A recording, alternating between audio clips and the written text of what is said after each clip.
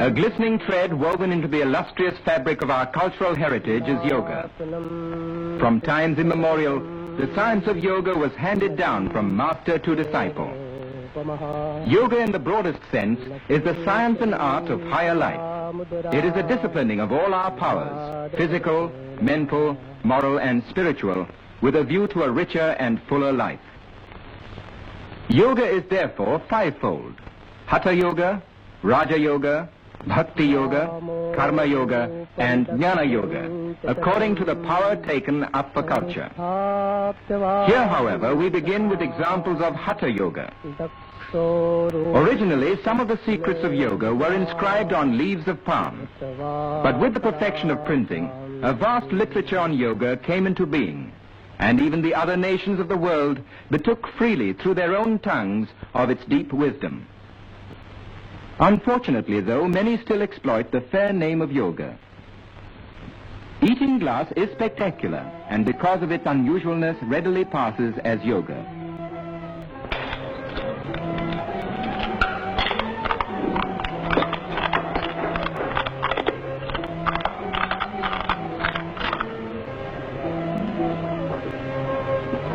Any audience will watch such a feat in wide-eyed wonder, and more so when the performer follows it with undiluted nitric acid. But these exploits aren't yoga. Here's a Swami who is always ready to serve suffering humanity. The secret lies in the talisman. Such earnest meditation means time, and time means money in any language, more so in this Swami's.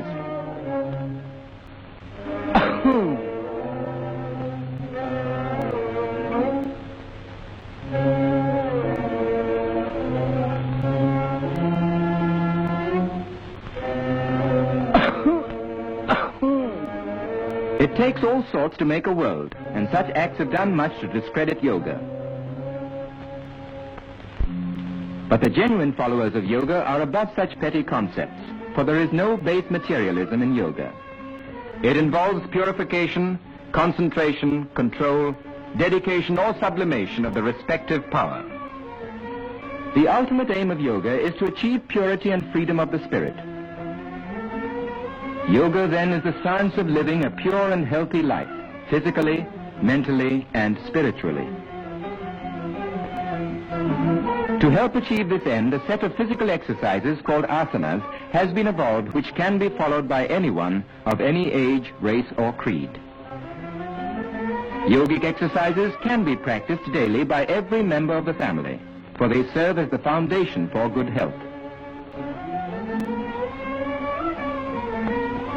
Practice the exercises in a clean and airy place.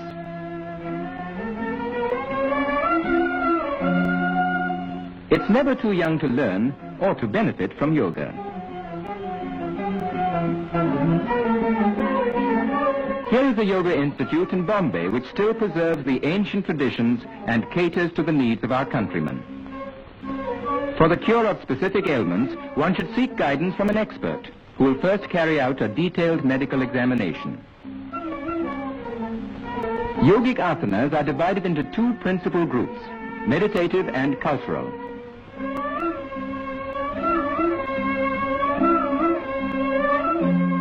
This asana, Dhanurvakrasana, or the bow curve pose, helps to keep interior and posterior muscles supple. The average man uses only 1/3 of his lung capacity. The expert measures the patient's lung power with a pneumatometer, after which he will be given the proper asanas to develop the use of his lungs and diaphragm. Without the guiding hand of an expert, a knowledge of yogic exercises can be obtained from a book. But such reading should not be taken too literally, for such knowledge may boomerang. Our friend here seems to be sticking pretty close to the printed page. No apparatus or implements of any sort are required to perform asanas.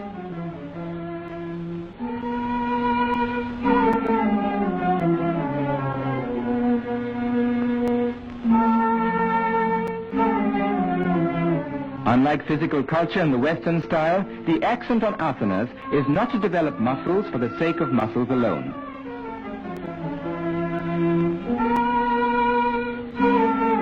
The aim of yogic asanas is not bodily strength, but the development of the internal organs without any strain whatsoever. The yoga mudra, through compression, stimulates the abdominal organs, and through maximum stretch of the spine, it adjusts the vertebrae and increases spinal circulation.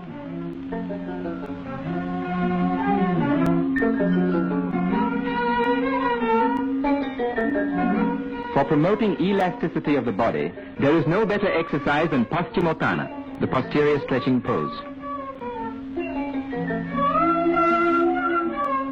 This asana, known as Sarvangasana, or the all-body pose, by rapid interchange of blood through gravity and replacement of the abdominal and pelvic organs, helps to combat gastric troubles and constipation. The novice can learn to adopt this position by degrees. If travel broadens one, this man must have been around the world. But the right asanas will take a lot off his mind and other places.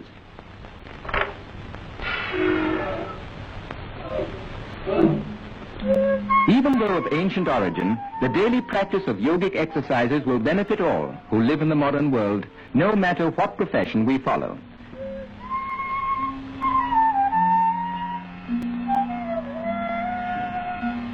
Our friend is still wrapped up in his book and in his asana.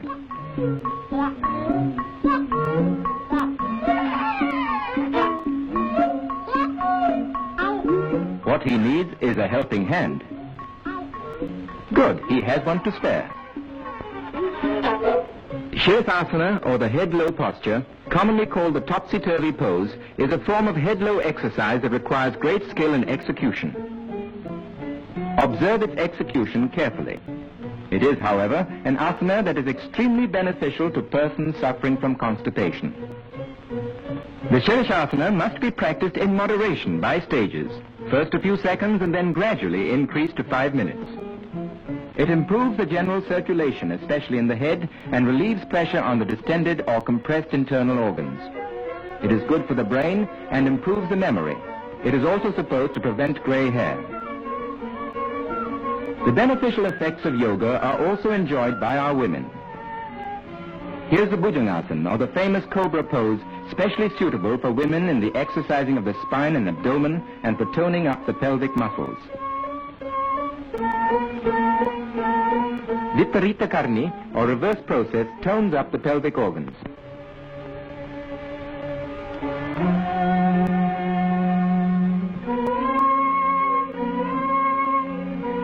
This exercise of Ardha Matsyendrasana is used as a lever for the lateral twists of the spine. It stimulates brain activity. Such is the success of yoga in the West that a famous ballet school in Europe has adopted many of the asanas as a part of its curriculum.